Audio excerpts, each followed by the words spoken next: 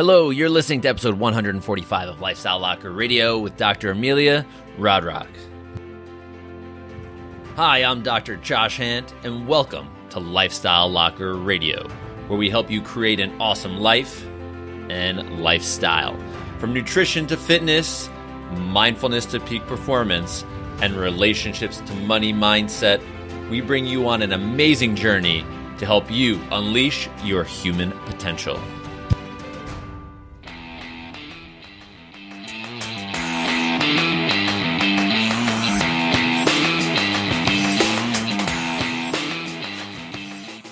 Hey everyone, welcome back to Lifestyle Locker Radio. We've got Dr. Amelia Rodrock on the line here. I'm excited to have you, Dr. Amelia.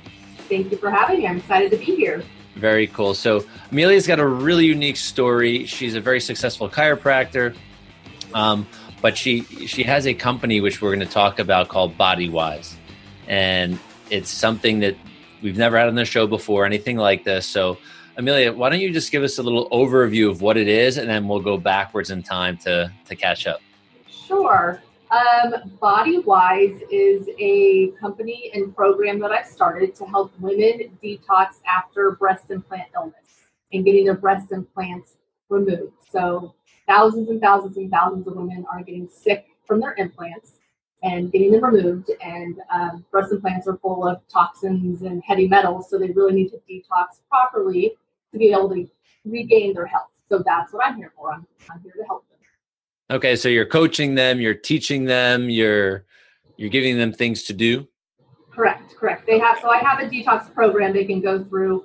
They can also have an ebook so they can read that if they would like. So there's kind of different things that I do. I do have some one-on-one detox clients that I work very personally with, and I look at all their labs and I run my own labs, and we do what's best for them and their bodies.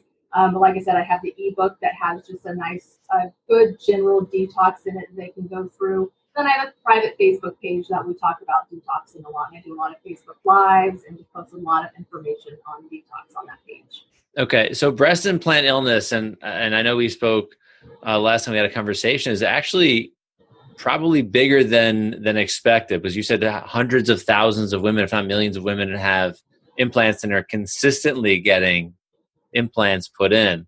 And besides being a surgical procedure, which can be traumatic to the human body, or which is traumatic to the human body, there are a lot of things that are in these breast implants that there's probably no informed consent. They're not saying, hey, you're putting XYZ in your body type of thing. So give us an idea of, actually, before we do this, I want to give an idea of what's in them, but I want people to know your story of, I've had to go back in time, but I want people to really know who you are and like, why is a chiropractor doing this? Sure.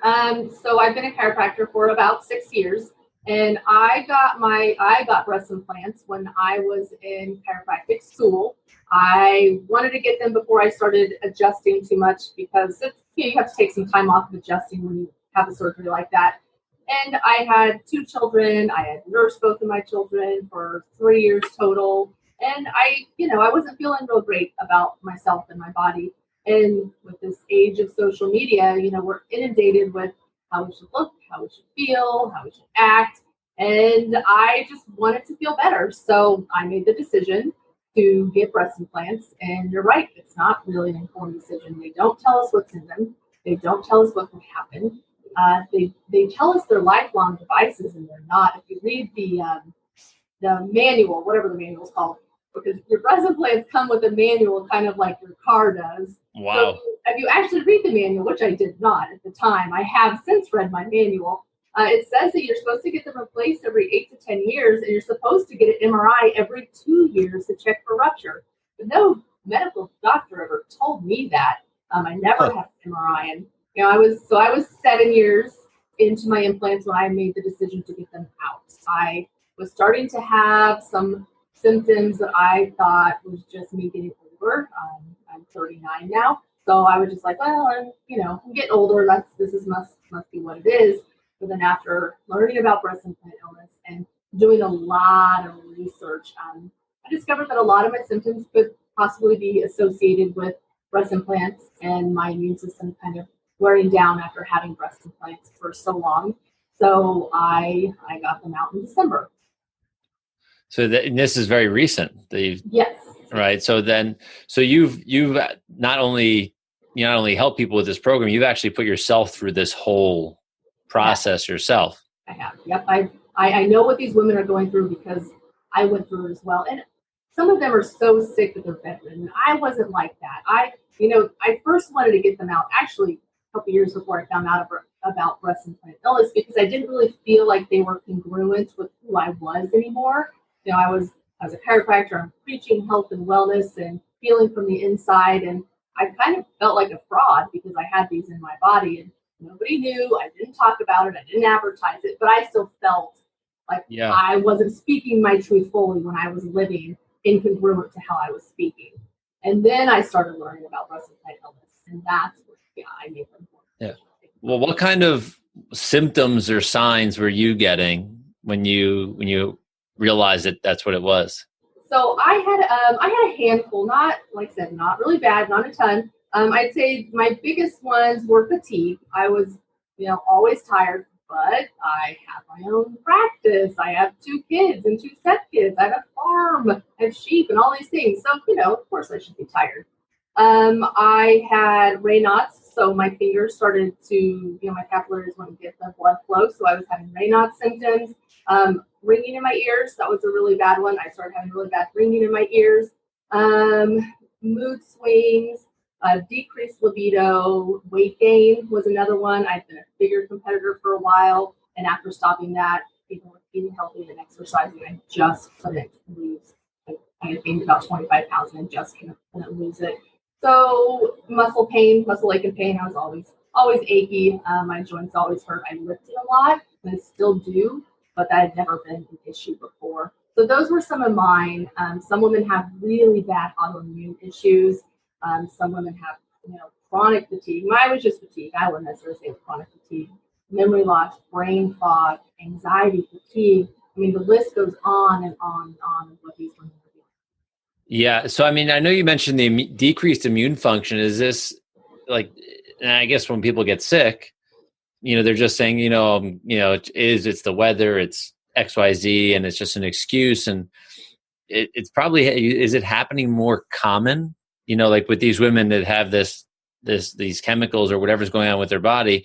Is their body are they getting sick just very regularly? Like almost? Yes, very regularly. And I had started to get sick more and more myself. I had a terrible ear infection, which I've never gotten before in my life. My eardrum burst, and then I got significant vertigo where I couldn't move without vomiting, and then I had Bell's palsy on one side of my face, for however long Bell's palsy, last couple months. But a lot of these women are just starting to get sicker and sicker as their years progress with the implants, because their immune systems are constantly trying to fight their implants. So it's kind of like getting somebody else's kidney. You have to take immunosuppressant drugs, or your body would reject it. But it has a blood supply and a nerve supply, so the body can kill it. But breast implants don't. The only thing the body can do is keep fighting it because it doesn't want it there. It wants to reject it, but it can't push it out.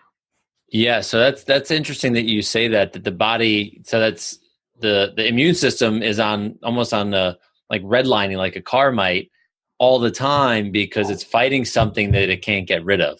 All the time, just fight or flight. All the time. And are there differences health-wise, as far or sickness-wise or health-wise for women that are getting? I know they used to do silicone. I don't know if they still do or not, and versus saline or another. I don't know if there's anything else. I'm an expert. Yeah, silicone and saline, I believe, are the only 2 that are done. So silicone was taken off the market, we would say in the 90s, and then a few years later it was put back on the market without really any testing or anything like that. So they switched to doing all saline, but since then, like I said, they've switched to going back to silicone. This silicone is a little more natural. It's not as firm. Saline, they're very, very hard. It's very hard. It's not very natural. So they switched back to silicone. And, women who have saline or silicone are both getting sick. So some think that silicone or saline is healthier, but it has a silicone shell. So what that saline fluid is in, or saline is just, salt water. But what that fluid is in a silicone shell, and that can still degrade in the body and leach all the chemicals into it. And then saline has a valve. So they put the implant in and then they pump it up. They fill it up with however much saline solution they want in there. And that valve can become leaky. And there's a lot of women with those types of implants. Their implants are full of mold because that valve has somehow become leaky and mold has gotten in there. So their bodies are now overrun with mold toxicity because there's mold in those implants. And then silicone, is just made of heavy metals and toxic chemicals. So that starts to break down, and that's what the chip is on. So I wonder, really, how many things that go on in a woman's life that has implants are actually related to the implants. Yeah, a lot. And there's a movie on Netflix, a documentary called The Bleeding Edge, and it's all about medical devices and medical implants. They talk a lot about like replacements, hip replacements, knee replacements, things like that. But I believe they go into IUDs, if I remember correctly, IUDs and other things that women specifically get, and they cause a lot of issues. All of these have a lot of issues. Yeah, because I want you to maybe give us an idea of what are some of these toxins that are actually in there that are actually leaching into the actual bloodstream, that are leaching into the body, into the everything. So there's a lot. I can't pronounce most of them. And I printed off for the type or the brand of implant that I have because there's different makes and models, again, just like your car. There's all different types. It's so crazy. It is very crazy. So, heavy metals, we have arsenic, we have cadmium, cobalt, copper, iron, lead, mercury, aluminum, silver. So, and that's just part of, I can't pronounce some of these. So that's the heavy metals that make up, the implant that I have. Now, if we're talking about other toxic chemicals, I have 2 pages here of toxic chemicals. Yeah. And most of them I can't pronounce, but they're all neurotoxins, toxins to the muscular system. They're just super, super toxic stuff. Find one that I can pronounce. Butyric acid. What do we have here? Terpenes, phenols, acetone, formaldehyde, butanol, fluorides. So all of these different toxins go into making money. Yeah. So this sounds really scary in a sense that these are voluntarily getting put in every single day in our country and probably around the world. 300,000 women a year get breast implants. Yeah. Right. So that's absolutely insane. And we did mention, there's no informed consent. People are not knowing what they're putting in. They're not being told, you said an MRI every 2 years? Yeah, MRI every 2 years to check for leaks, which MRIs don't even always show a leak, but that's what you're supposed to do. I didn't do it. I had no idea. Yeah, well, exactly that. And then to replace them every 10 years. Yep. These things have been, I don't know when they first started doing breast implants, but I imagine 30 years ago. 60s or 70s. Well, yeah, maybe even more, right? So there's women out there that have had these things in there for 2, 3, 4, possibly 4 decades. They've been leaching, that have been like causing, who knows what in their body. Like, you got a big job ahead of you.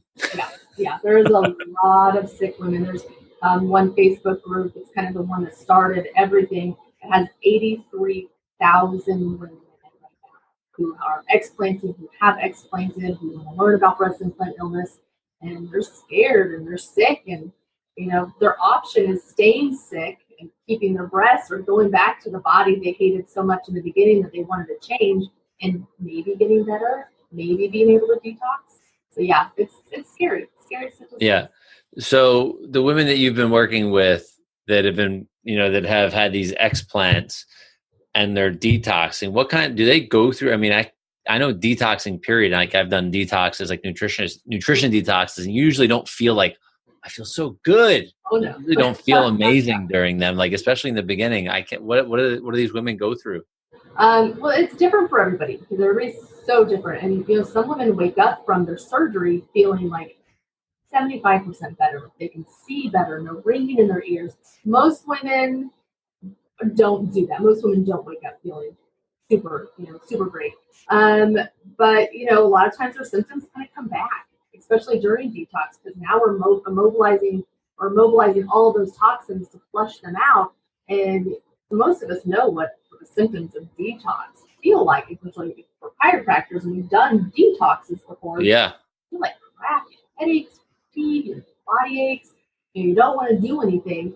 So a lot of these women, as we're going through the detox, they'll not feel great. They'll bloated and just achy and just not feel good, but you have to stick with the process. I mean, I've read somewhere, and I don't know if this statistic is true, I haven't been able to validate it with research, but it would take 1 month for every year you had your breast implants to detox properly. 1 month for every year. Yep. Yes. And again, I don't know how true that is. That's just what I've read on some of these sites and what other women are saying. But so these women who have had them 30 years, like, can take some time. It's a 3-year challenge right there. Yeah. No kidding. Holy cow. So what are ways, how do people find out more about what you're doing? You said you have a Facebook page, Facebook group? So I have a couple of Facebook pages. I have an open one that's open to the public that anybody can follow, and kind of I post more like articles on there and news stories about breast implant illness, because there's actually quite a few coming out right now. If you're a woman, and even if you don't have breast implants, but if you're a woman, you can join my private group. I kept it just for women because most of these women have breast implants. And so we talk about some sensitive stuff, or like we post pictures of, what we look like post-op, and so we can kind of help each other, through the process. So I have 2 different groups that you can join, and if you search, breast implant illness, Dr. Amelia, you can find either of those. I have my ebook. I don't have a website yet, but I plan on starting a website and a podcast at some point in the future, just to start informing the public a little bit. Yeah. So that's great. So I want to make sure that those that are listening, I mean, I know we have a pretty diverse group of people that are listening to Lifestyle Locker Radio, men and women. So if you do know someone, it may not be the easiest conversation to start or share with someone, whether it's someone love, care about, or if it's just a friend. It's important to be informed, and I don't know if there's an easy way. Is there an easy way to to share this information?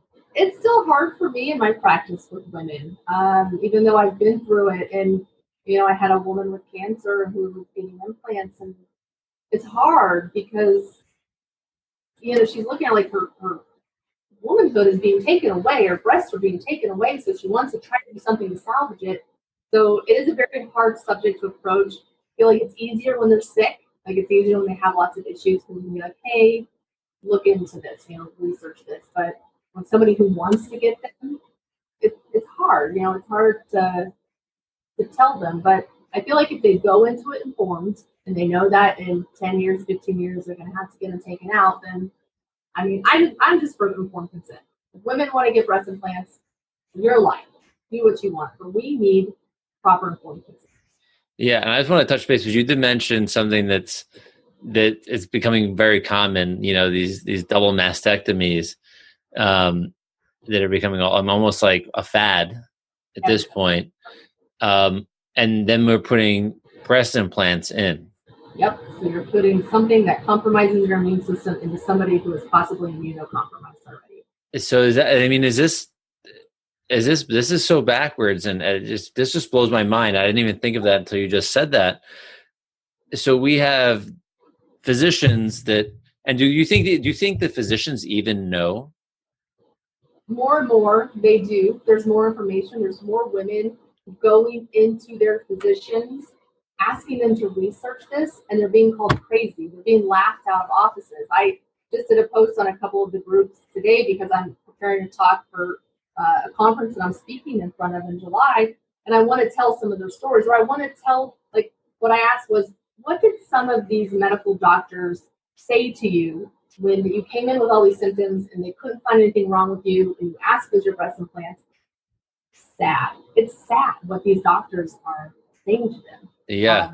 So the information is out there, and there are plastic surgeons who only do explant surgery now. So it's more and more getting out there. It's just these doctors have to listen to their patients. And as chiropractors, I feel like we listen more, so we have to listen to their patients. Yeah, but I mean, I want to even just touch with the cancer patient. Do you think the physicians or the surgeons that are doing this? Do you think they have an idea of what if this person potentially immune compromised, right, having a severe cancer, and then we're going to put an implant in, which is going to redline the immune system and steal resources from the body, how is that ever going to win?